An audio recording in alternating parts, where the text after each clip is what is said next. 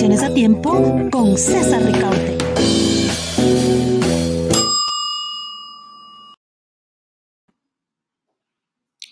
Hola amigos, hola amigas, gracias por acompañarnos en esta nueva emisión de la Regla del Pomodoro. Ahora estamos en un escenario inusual, estamos en la ciudad de Manta y desde aquí vamos a conversar con un estimado amigo de la casa, el doctor Carlos Solínez Coronel.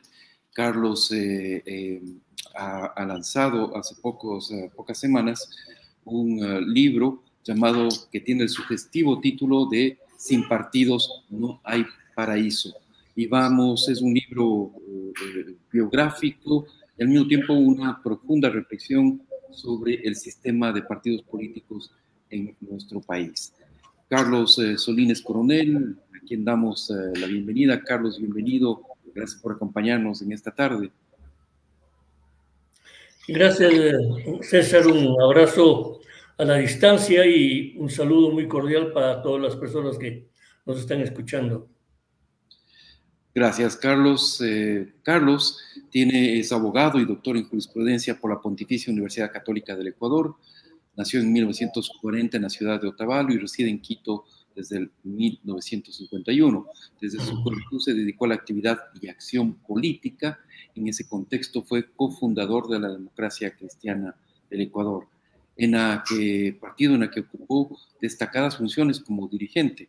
En el gobierno del doctor Osvaldo Hurtado Larrea se desempeñó como viceministro y ministro de Recursos Naturales y Energéticos y presidente de INESEL, CEPE y el INGALA, que era el Instituto de Galápagos, entre otros organismos del Estado.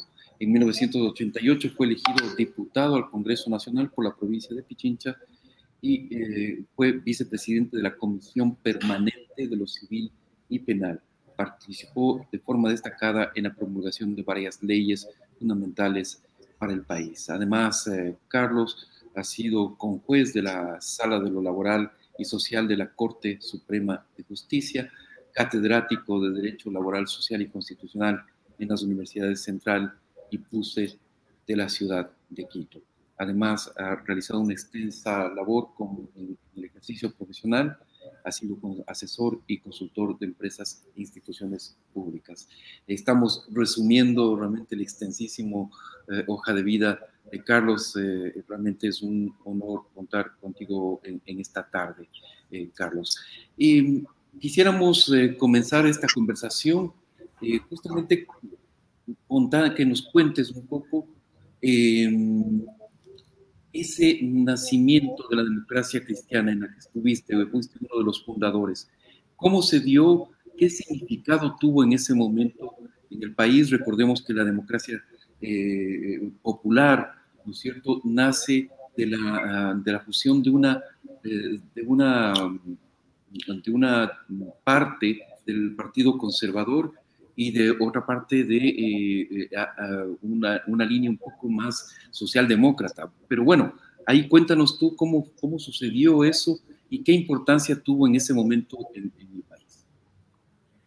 Bueno, siempre fuimos nosotros opuestos y críticos a la proliferación de partidos políticos en el país, porque creemos que uno de los grandes problemas que tiene el Ecuador y que ha tenido siempre es que hay demasiado partido político con diferencias mínimas en los planteamientos y los postulados ideológicos de cada uno de ellos.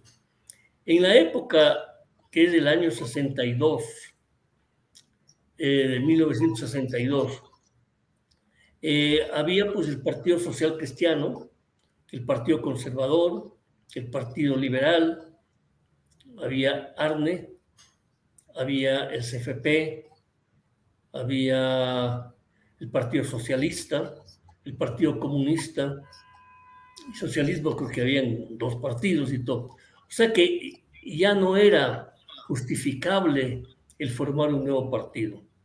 Pero a diferencia de lo que ocurre ahora, que se van creando partidos en forma incontrolada por razones de índole personal, de ambiciones, de liderazgos y de caudillos, En el caso de nosotros fue una reacción de la juventud que no creíamos que en el país ya se estaba practicando una verdadera política. Pensábamos que aquí ya comenzaban a existir, y además no es que comenzaban, existían ya los caudillismos. En ese tiempo estaba pues, el presidente Velasco Ibarra en su apogeo político, y surgían una cantidad más, Guevara Moreno, Asad Bucarán, Camilo Ponce con los socialcristianos y todo, que eran movimientos políticos que estaban bajo la tutela y bajo el control de una o dos personas. No habían verdaderos partidos políticos. Carlos, permíteme, claro, tenías tú una realidad en ese entonces en el país en el cual el Partido Conservador y el Partido Liberal eran partidos básicamente formados en el siglo XIX, y luego toda esa serie de partidos populistas, ¿no es cierto? Arne, de hecho, era un partido que tenía cierta ideología fascista incluso, ¿no es cierto? Y la insurgencia de un partido demócrata cristiano, ¿no es cierto? Tenía mucho que ver, y tú lo dejas de entrever en tu libro, con la vigencia de estas corrientes políticas en la Europa de posguerra, ¿no? O sea, era el modelo alemán, básicamente, de democracia cristiana y socialdemocracia. Italia y Alemania en Europa eran las dos grandes potencias de la democracia cristiana. En Ecuador, en Chile, teníamos el Partido Social Cristiano, era un partido que estaba en una situación de florecimiento político y que ha jugado un papel preponderante en la vida política de Chile. Y en Venezuela, pues COPEI, que era pues asimismo uno de los partidos poderosos que tenía Venezuela, que junto con la Acción Democrática, que eran socialdemócratas, eran por los dos partidos que se disputaban el poder. Aquí el Partido Social Cristiano era el que estaba vinculado con esta gran corriente demócrata cristiana del mundo, a tal punto que los socialcristianos de esa época eran los que tenían la posibilidad de mandar a los jóvenes a becas políticas a Alemania, a Chile y a Venezuela y a Italia. Por eso es que el Partido Demócrata Cristiano, el Movimiento Demócrata Cristiano del Ecuador, nace en gran parte de una juventud social cristiana que militaba la juventud social cristiana, entre los que yo estaba ahí integrando, y se une con otro grupo de jóvenes de Cuenca, de Guayaquil, que habían también tenido sus primeras experiencias políticas en Chile, otros en Alemania e Italia. Entonces, todos estos jóvenes que nos encontramos de estas casualidades de la vida en un encuentro ideológico, nos dimos cuenta de que se necesitaba un nuevo partido político con una orientación distinta, igual a la que veníamos nosotros aprendiendo afuera, que eran partidos diferentes, organizados, con cuadros, con liderazgos, y no con caudillos. Habían líderes, sí, pero esos líderes no impedían que se vayan creando otros liderazgos. Estos líderes tenían una obligación previa a buscar el poder, prepararse, conocer las realidades de cada uno de sus países y elaborar proyectos y programas para no llegar a improvisar una vez en el gobierno. A tal punto que cuando se formó la democracia cristiana aquí, nosotros pasamos creo que 2 o 3 años sin intervenir en elecciones, pese a que teníamos gente muy valiosa, como me acuerdo en ese tiempo Antonio Mortensen, que después de 3 o 4 años fue candidato a alcalde de Quito, o Gil Barragán Romero, que era un prominente profesional en Guayaquil, y así gente de esa categoría, ese nivel, pero nosotros no nos lanzábamos a elecciones, porque teníamos primero que prepararnos como líderes y luego preparar a la gente. César, mientras no tengamos una ciudadanía consciente y preparada que respalde no al que mejor habla, no al más bohemoso, no al que más dinero tiene, no al que más sándwiches regala o más artistas lleva, sino en la propuesta ideológica que el partido le está haciendo a esa persona. y le está diciendo, el partido vamos a cambiar de tal manera. Y para eso tenemos este equipo de gente, tenemos estos cuadros, etcétera. Entonces, ese proceso... Claro, ese es, perdón, Carlos, que te interrumpa, pero esa es, claro, una de las reflexiones centrales de tu libro, ¿no es cierto? Es decir, que el sistema de fortalecer a los partidos políticos es esencial para el sostenimiento de la democracia. Pero no quería dejar suelto el tema del Partido Social Cristiano, Carlos. ¿Por qué vieron ustedes que el Partido Social Cristiano ya no era ese partido que podía contener a la ideología demócrata cristiana? Porque ya hubo un presidente del Ecuador, que fue el doctor Camilo Ponce Enríquez, un hombre con una gran capacidad política, con mucha habilidad, pero era el típico partido caudillista, en donde lo que el doctor Ponce decía, eso se hacía sin ningún tipo de discusión. Hubieron muchas veces que los jóvenes cuestionamos alguna cosa dentro del partido y el doctor se ponía muy molesto. Decía, ustedes no tienen por qué opinar. O sea, no había esa apertura que había en otros partidos de América, en donde el líder era una persona igual que los demás, que estaba pues tratando de igual a igual a los militantes. O sea, había otro tipo de comportamiento de la política. Entonces, los jóvenes, como todo joven en esa época, en vez de buscar cambiar dentro del propio movimiento, pensamos que no, había que formar un nuevo partido, como digo, no por ambiciones personales, sino porque creíamos que ese partido no estaba cumpliendo con los objetivos de la democracia cristiana del mundo. No nos olvidemos, César, que la democracia cristiana, como tú dijiste al principio, fue la gestora del milagro alemán, con Adenauer, después con Edgar. O sea, fueron gente que enrumbaron a Alemania después de la Guerra Mundial, a una Alemania desmoralizada, destruida, la enrumbaron por el camino correcto y el pueblo respondió a eso, hasta el punto que Alemania se convierte hasta ahora en una de las potencias del mundo. Entonces, nosotros pensábamos que el país necesitaba otro tipo de partido, otro tipo de organización. Los socialcristianos no tenían ninguna organización permanente, tenían simplemente organizaciones para el momento de elecciones. Ahí sí, la gente se movía y todo. Y eso es lo que no debe ser así. En los países serios, los partidos funcionan los 24 horas del día y los 365 días del año, todos los años, estén o no en el poder. La gente, por ejemplo, cotiza en los partidos políticos. ¿Por qué? Porque mañana, si nosotros tenemos un financista que te da 10, 20 millones de dólares para una campaña o 1 millón, ese señor dice, sí, yo te voy a dar este dinero, pero con esta condición. A mí me das las aduanas, a mí me das el Ministerio de Finanzas, a mí me das esto. Y eso es como se ha gobernado aquí en el país. Y se sigue gobernando. En cambio, el momento en que tú tienes... Yo fui tesorero nacional de la democracia cristiana y todos los militantes tenían la obligación de dar 5 sucres mensuales. Los que tenían más daban más. Y con eso financiaba yo los locales del partido que teníamos en todas las provincias, locales permanentes. Teníamos 1 o 2 militantes a tiempo completo con sueldo. Teníamos material para hacer formación ideológica. Teníamos cursos de formación permanentes en donde los compañeros iban y tenían ahí su comida, su refrigerio, ¿no? Estudiaban, ¿no?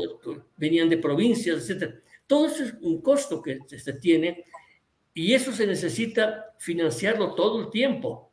Claro. No es que se recoge plata ahora para la campaña de mañana, para el periódico, para televisión y para las fichas, no. Es un gasto permanente que no puede ser financiado si no es por la propia gente que adquirió el compromiso de trabajar por esa idea, por ese proyecto.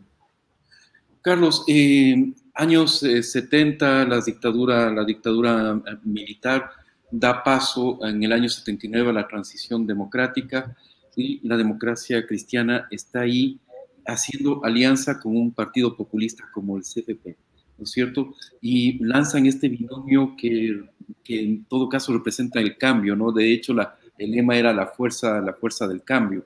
Roldós, Hurtado, ¿no es cierto? ¿Cuál fue el razonamiento en ese momento de hacer esta alianza con el CFP, que era un partido populista, ¿no es cierto? Y lanzar este binomio Roldós-Hurtado. Bueno, yo creo que merece un antecedente primero, que fue la fusión de los conservadores progresistas con la democracia cristiana. De esa fusión nace la democracia popular. Ese es el primer paso que causó no solo un malestar interno en el partido, hubieron muchos militantes, muchísimos militantes, que nos retiramos del partido por esta alianza, porque nosotros creíamos que estábamos rompiendo todo esto que te acabo de decir a ti, este principio y este proyecto político que nos había llevado a tomar esta decisión durísima y fuerte, que fue separarnos de los socialcristianos.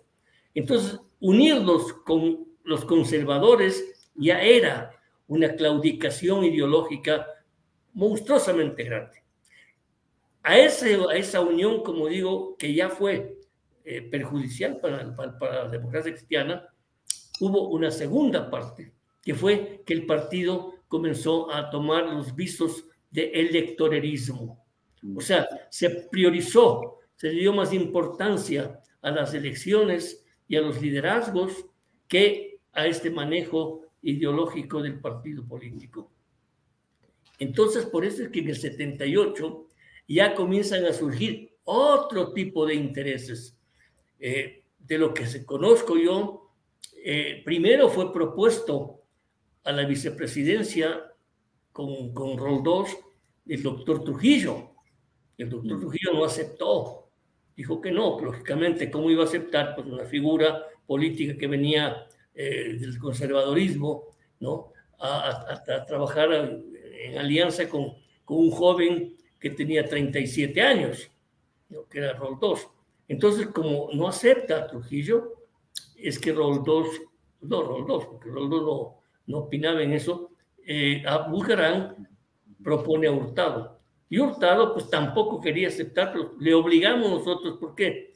Porque vimos que era, no nosotros, porque yo en ese momento no estaba, como digo, no estaba vinculado, pero el partido aceptó, y aceptó, pues y vino todo lo que llegó a pasar, que triunfaron y todo.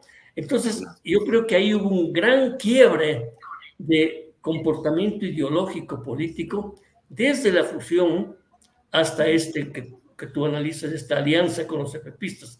¿Y por qué? Porque el partido no existía como partido. Era un movimiento que no teníamos capacidad para intervenir en campañas electorales. Y por no nos interesaba, porque nosotros no estábamos interesados en la campaña electoral per se, pero los conservadores progresistas sí. Ellos tenían otra mentalidad y tienen otra mentalidad, que es pues la electoral. A ellos no les interesa formar a la gente, sino ganar elecciones. Y esos han sido los fracasos posteriores que hemos tenido. Hubo el caso, por ejemplo, de este famoso periodista de Guayaquil, no me acuerdo, ¿no? El alcalde de Guayaquil, ¿no es cierto? No, un periodista que hacía este programa que abusaba y se reía de la gente pobre y todo, haga negocio conmigo, algo así. Sí, Pablo Vaquerizo, sí. Se metieron de candidato a diputado del partido. ¿Cómo así? O sea, eso ya en época de Maguad, ¿no? Eso fue ya... él fue en la primera campaña de Maguad, creo. Sí, claro. La primera campaña electoral. De todas maneras, tú participas del gobierno de Hurtado, ¿no es cierto? Y Hurtado, Osvaldo Hurtado siempre tuvo ese discurso, lo expresa en sus libros, ¿no es cierto?, de que se debía pasar a un sistema de partidos fuerte en el Ecuador, y que el sustento era justamente una línea demócrata cristiana y otra línea socialdemócrata. Pero eso, en la realidad, Carlos, viendo ya en perspectiva, no ha sucedido. ¿Por qué? ¿Por qué crees que no se ha podido consolidar un sistema de partidos en el Ecuador? Porque no hay madurez política en la población. Yo decía hoy día, acaban de ganar en Centroamérica este señor Daniel Ortega, en Ortega, Nicaragua. por quinta, sexta vez, después de que se ha dicho las cosas más negativas del señor un dictador, abusivo, con su esposa, etcétera, y la gente vota por él. Les digo, si no vienen los vecinos de otros países a votar por Ortega, votaron los propios ciudadanos de allí. Igual pasa aquí, César. Aquí nosotros queremos que el país cambie, pero sigue la gente haciendo lo mismo que ha hecho toda la vida. Señoras que yo he oído personalmente, no, yo voy a votar por este candidato porque es bien guapo. Personas de cultura, de buen nivel cultural. La otra, no, yo voy a votar por este porque habla bien bonito. O sea, a ese nivel de reflexión política se llega porque no existe educación política en la gente. Y el libro que yo me he permitido escribir es un manual sencillo. ¿Para qué? Cabalmente para que la gente reflexione y se dé cuenta de que mientras no haya esta educación política y esta cultura política de todos los ecuatorianos, o de la mayoría al menos, vamos a seguir igual, eligiendo al populista, eligiendo al que más fiestas da, o al que más chompas entrega, o al que más tarimas da. Y esa es una de los grandes problemas, ¿no? Y esta gente que llega al poder en esas condiciones es la primera que no le interesa que el pueblo se culturice políticamente. Porque en el momento que se culturiza, no, ya no van a votar por él. Yo me acuerdo, he estado en 2 campañas en Venezuela, cuando ganó Rafael Caldera, la primera y la segunda vez, y era otra realidad política. Los universitarios salían a cantar en las calles, a desfilar con banderas, ¿no? Era una fiesta política, ¿no? Ahí no habían ni puñetes, ni trompones, ni balas, ni nada, y los adecos, que le llamaban a los socialdemócratas, hacían igual. Y la gente salía. En Chile, en la campaña cuando ganó Frei, había el otro candidato, era un conservador, un famoso político conservador, y los demócratas cristianos les decían a su militancia, vayan nomás a tomar, a beber de este tipo, porque claro, ahí el trago y la comida sobraba, ¿no? Y la gente decía, pero como demostración de que usted está con nosotros, vaya, cómales y tómele si quiere, pero traiga el vaso. Y yo presencié montañas de vasos en la calle de la gente que venía con su vaso y dejaba ahí. Eso es formación política.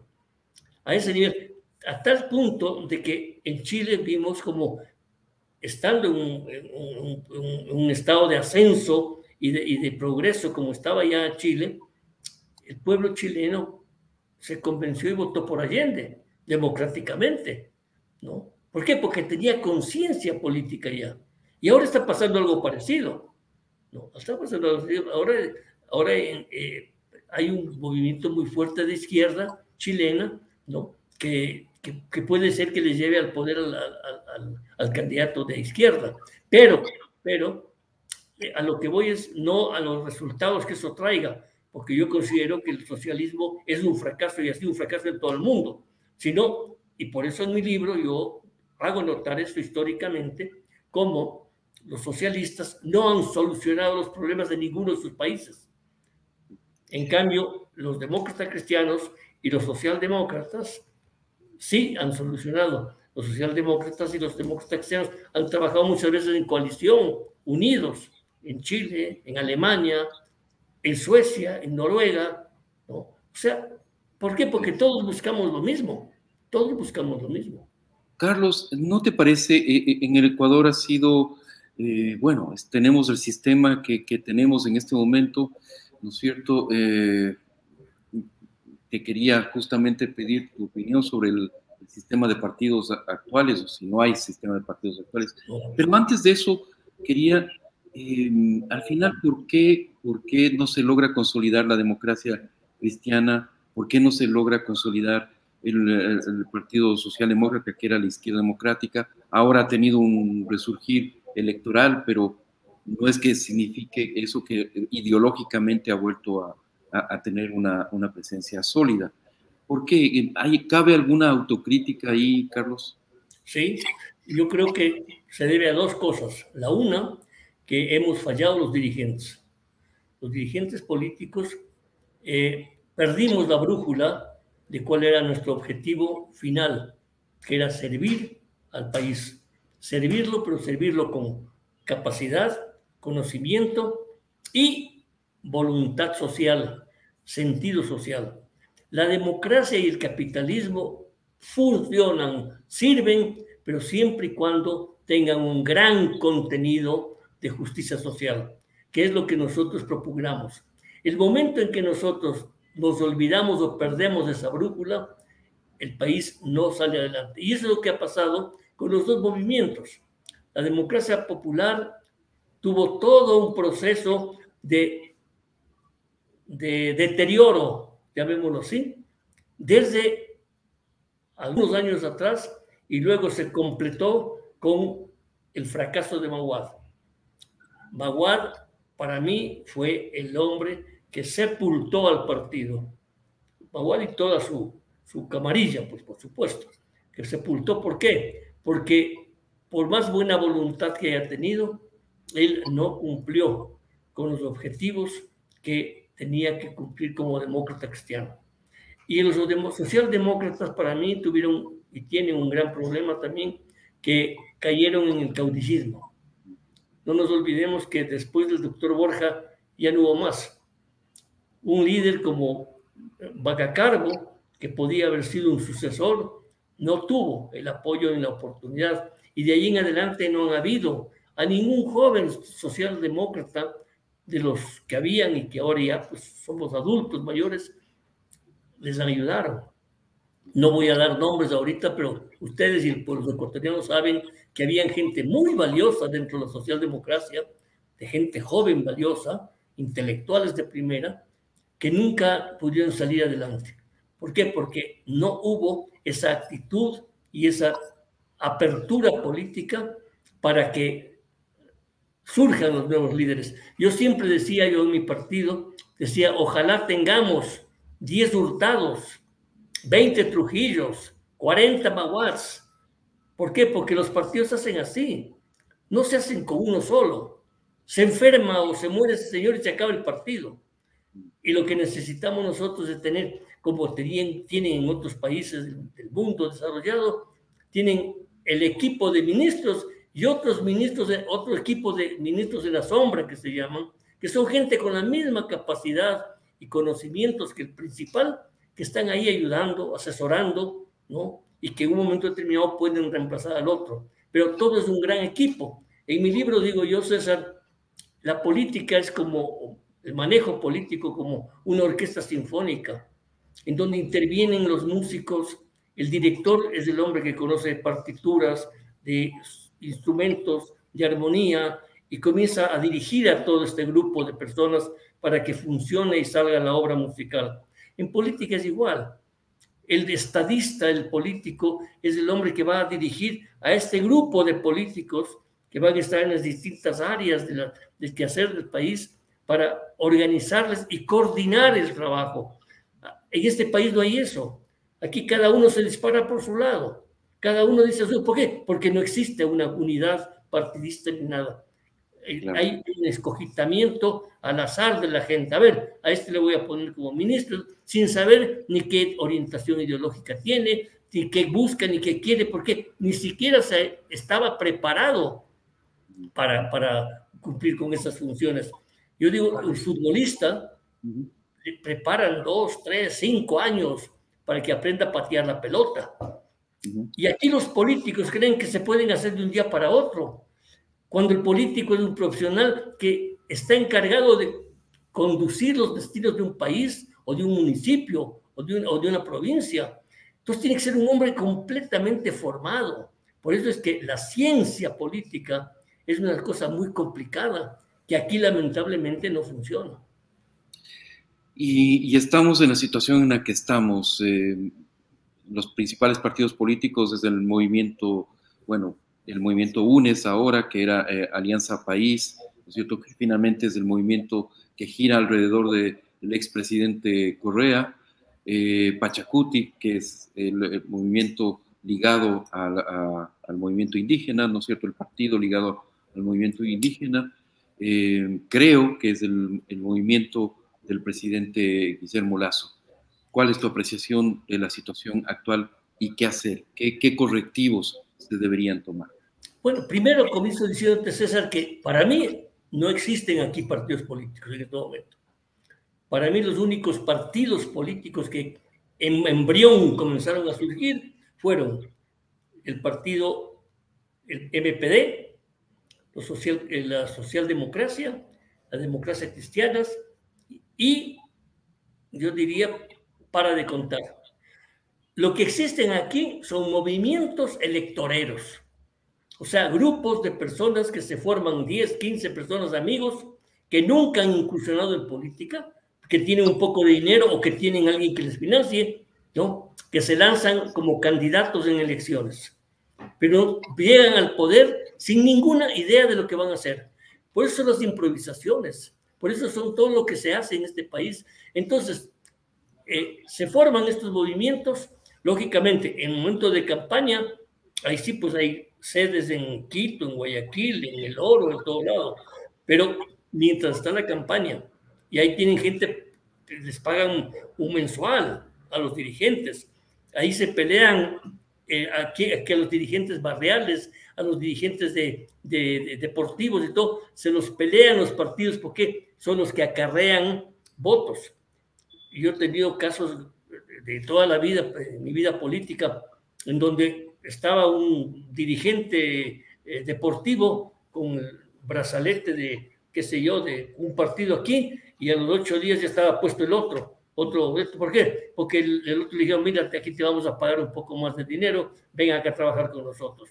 Pero eso no es el partido político. El partido político, como te decía, es otra cosa. Entonces aquí, ahorita, hay 200 y pico de movimientos electoreros y se siguen creando, porque si mañana tú tienes ambiciones políticas y quieres llegar a la diputación o a la alcaldía, lo que sea, montas tu movimiento político. Y si eres rico, tú financias un poco porque es una buena inversión. De aquí yo salgo mañana, meto 100,000 y saco 300,000. Y eso no es el objetivo político. El objetivo político es, como decía al principio, es de un servicio social, un servicio cívico, porque la sociedad ecuatoriana y cualquier país del mundo necesita de conductores que puedan llevarle a ese país a un grado de desarrollo y de paz social y de todas esas cosas. Entonces, lamentablemente aquí no existe ahorita ni siquiera la izquierda democrática, y como tú anotabas de los pocos partidos organizados, en este momento ni siquiera la izquierda democrática tiene la estructura partidista que tuvo hace algunos años. En este momento está reestructurándose nuevamente, buscando nuevamente, pero con todo lo difícil que es, porque ahí volvemos a lo que te decía. El gran problema es que no existen líderes honestos, auténticos, y no existe pueblo que quiera sacrificarse un poquito por el bien del país o de la ciudad. Aquí yo decía, un programa de radio, de televisión que diga lo que los políticos no quieren decir y lo que los ecuatorianos ciudadanos no quieren oír. Esa es nuestra realidad. Los políticos dicen maravillas, ofrecen todo, nada cumplen. Y los votantes están felices oyendo eso y punto. Pero el rato que tú le dices a un votante, ya estamos viendo ahora, César, con la cuestión gasolina, a los transportistas, a los taxistas, no les afecta prácticamente nada el aumento de la gasolina. Yo he estado calculando y son centavos de dólar por carrera que les afectaría. Y eso nos trasladarían al usuario multiplicado por 5, porque así era en este país. Cuando se hizo el primer IVA, pues te acuerdas que era los 4%, había una señora ahí al pie de mi oficina que vendía chicles y caramelos, todo. Y le digo, denme un chicle, señora. Entonces costaban 2 reales la cajita. Entonces le digo, ¿cuánto cuesta? 6 reales. Le digo, ¿cómo? Dice, por 4%. Pues, o sea, los 2 reales me subió 4 reales más ¿no? Y me quería cobrar 6 reales. Le digo, no, señora, primero usted no paga, porque no me está dando factura. Y segundo, de los 2 reales, el 4% es 0,2 centavos, ¿no? Entonces, ¿por qué me va a cobrar? Bueno, no, si quiere, dice, esa es nuestra realidad. Los transportistas de carga pesada, cada quintal de arroz, de azúcar, de lo que sea que traigan acá, te sube el precio del transporte en centavos, César. Centavos. Así es, Carlos. Protestan, ¿no? Y saltan y gritan y que no, que el país se va a derrumbar. ¿Por qué es eso? Porque unos por interés político de liderazgo, ¿no? Que están moviendo a esta gente con descontento, y otros, ¿por qué? Porque ellos sí usufructúan del incremento de la gasolina, ¿no? Especulando, y los otros, en cambio, los contrabandistas, todo lo que hacen es pagar más y ahí sí no les conviene. Entonces, fíjate tú, y eso pasa en todas las cosas. O sea, aquí... no, es una de las cosas, y ojalá podamos tener un nuevo programa, estimado Carlos, para reflexionar sobre estos temas, porque uno de los aspectos que también he estado reflexionando los últimos días es que somos una democracia corporativista, ¿no? O sea, todos los grupos de presión, los distintos grupos de presión, ¿no es cierto?, se sientan a dialogar, a presionar al presidente de la República, le obligan a adoptar políticas, y ya no, la política no pasa ni por los partidos, ni por el Parlamento, ni por la Asamblea Nacional, ni nada por el estilo. O sea, es donde debería estar realmente el ejercicio del diálogo democrático, debería ser la Asamblea Nacional, pero por ahí ya no pasa nada, es un escenario de conflicto, ¿no es cierto?, pero el diálogo se da directamente entre grupos de poder y la presidencia de la República. Estimado Carlos, te agradezco infinitamente esta conversación, se nos ha terminado el tiempo, ha pasado volando, de hecho nos hemos ido varios minutos de más, pero realmente ha sido un gusto conversar contigo. ¿Dónde está a la venta tu libro, Carlos? Si quieres invitar a la audiencia a que lo adquiera, realmente lo recomiendo, es un libro muy importante, un testimonio muy importante sobre la existencia de los partidos políticos. Ahí está, lo estás mostrando. César, yo tengo unos pocos números todavía disponibles y me encantaría, si es que tú quieres, que te mande a ti o las personas que tengan interés en retirar, pueden pasar retirando por el edificio donde tengo mi oficina, que es el edificio ¿cómo se llama? Metropolitan, en la avenida Naciones Unidas, entre Amazonas y 10 de agosto. Ahí en la recepción dejé unos pocos libros para que entreguen a las personas, porque a mí lo que me interesa, César, es que lean este manual, ¿no? Es un manual que necesitan leer los jóvenes, los trabajadores, todas las gentes, para que se den cuenta de que el país no va a cambiar si no cambiamos nosotros. Si los ecuatorianos no cambiamos en nuestra actitud, en nuestra forma de pensar y de ver lo que es nuestra obligación cívica, nuestro compromiso con la sociedad, no vamos a cambiar nunca, César. Y por eso este programa y programas como el tuyo van a servir y deben servir mucho para reflexionar. O sea, los ecuatorianos necesitamos sentarnos tranquilos en nuestras casas y reflexionar y ver si el señor que habló tiene razón o está loco, ¿no? O está diciendo cosas que no son. Claro. Muchísimas gracias una vez más, Carlos. Vamos a poner la dirección de tu oficina en el link de Facebook, donde hemos hecho esta transmisión, para que quien tiene interés en pasar viendo el libro, generosamente Carlos lo está obsequiando, pues lo pase viendo. Muchísimas gracias una vez más, Carlos. Un gusto conversar contigo. Igualmente, gracias. Y también un enorme saludo a toda la audiencia. Fuerte abrazo y nos volvemos a encontrar en una nueva emisión de La Regla del Pomodoro la próxima semana. Gracias.